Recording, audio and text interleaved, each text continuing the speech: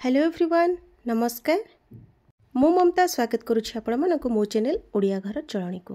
गर्मा गरम रोटी गर्मा गरम परोटा एवं गर्मा गरम भात सहित मटन जी मांस झोल बढ़िया लगे मजा नियारा अटे।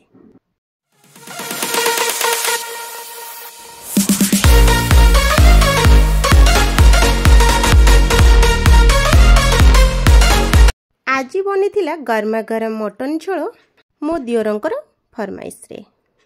तो चलतु ना डेरी न करी देखि नबा आज ये टेस्टी रेसिपी को।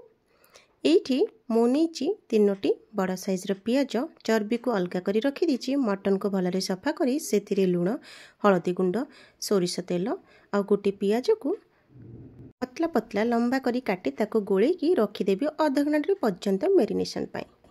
प्रेशर रे प्रथमे पानी दे दिली ता सहित मेरिनेशन करी रखी थिबा एई मटन को दे दिली। मटन को 3टी सीटी आसीबा पर्यंत अपेक्षा कली।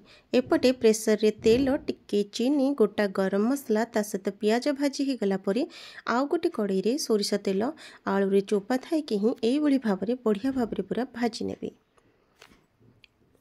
एठी पियाज हमर भल भाबरे भाजी ही गलानी। अदा रसुण पियाज दालचीनी को ग्राइंड कर दीजिए। ये देखो मटनटा इतनी सीझी जाइए मुझे गोटे जगार रखी नहीं।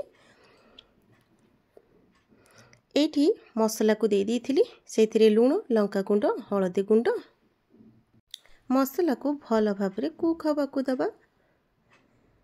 एठारे आपणकर गैस रो फ्लेम टी लो टू मीडियम हिट रहिबो। वर्तमान एथिरे दे दबा टमाटो आपण मानकर क्वांटिटी अनुसार देबे। मोर एठी 1 किलो टमाटो हिसाब रे देछि 3टी मीडियम साइज रो टमाटो को ग्राइंड करके मध्य दे परिबे। एठी सिझाई रखि दिबा माने पूरा सिझेबेनी मटनटा हाफ सिझिथिबो। तो एई समय रे मटन को देकी भल भाबरे हम कसी नबा।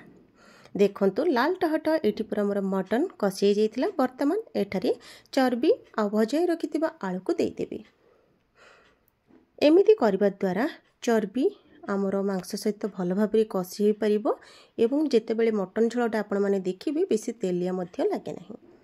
ये 5 ରୁ 7 मिनिट भल भाव टिके कुक करदेला पूर्वर प्रस्तुत कर रखि गरम पानी को देदेवे।